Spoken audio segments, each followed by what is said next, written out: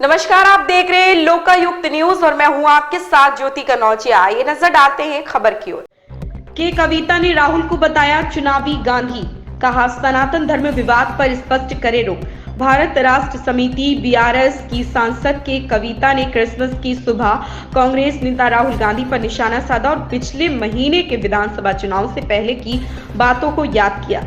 चुनाव में कांग्रेस ने बीआरएस को हराया था। कविता ने उन पर तंज कसते हुए उन्हें चुनावी गांधी और कहा और मांग की कि वह सनातन धर्म विवाद सहित पार्टी के नेतृत्व वाले विपक्षी गठबंधन के सदस्यों की विवादास्पद टिप्पणियों पर अपना रुख स्पष्ट करें। उन्होंने कहा, आज हम कई राजनीतिक नेताओं के दुर्भाग्यपूर्ण बयान देख रहे हैं। कुछ वर्गों से वोट हासिल करने की यह प्रक्रिया आखिरकार देश को उस तरीके विभाजित करेगी जिसकी हम कल्पना भी नहीं कर सकते, जिससे पार्टियां सनातन धर्म या शौचालय साफ करने वाले मजदूरों का अपमान करती है।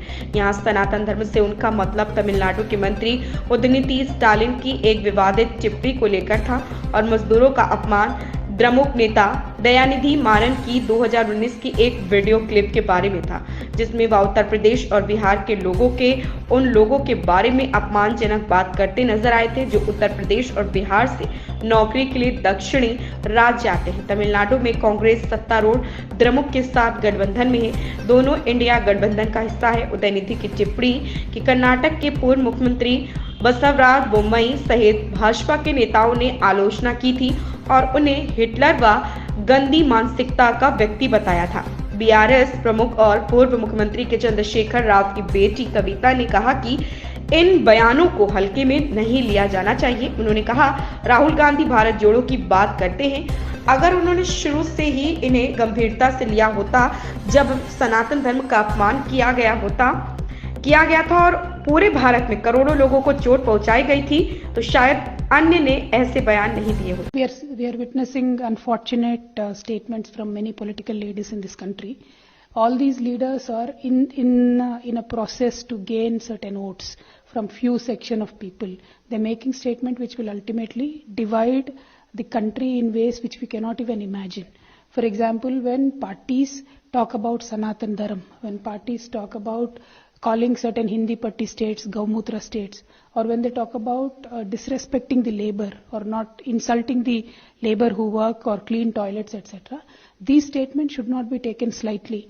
If Congress party, which is a major party of the alliance, and if Rahul Gandhi, who talks about Jodo Yatra, who talks about uniting the nation, if he has taken these statements seriously in the very beginning, when Sanatan Dharam was insulted, hurting many crores of people, and their sentiments across India, Mr. Rahul Gandhi never reacted.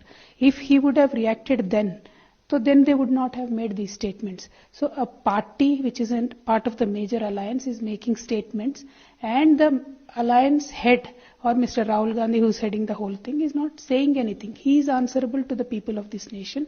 I call him Election Gandhi because he only works during election. I want to request Rahul ji that Rahul ji, MP election is closer, Lok Sabha election is coming up. Why don't you start answering the people at least now? You should tell the people that you are not disrespectful of Hindus. You should tell the people that you are not disrespecting the labor. You should tell the people that inside the parliament anybody cannot stand up and insult a bunch of states together with derogatory remarks. And when they are making these remarks, you as a party, you as a leader, should not only do PR with your Jodo Yatra, but you should really stand up for what you say. This is the time you should stand up, make statement, and clear it out to the nation that you are not against Hindus, you are not against the dignity of labor, and you are not against the Hindi-speaking states. इस खबर में फिलहाल इतना ही। बने रहे Lokayukta news के साथ।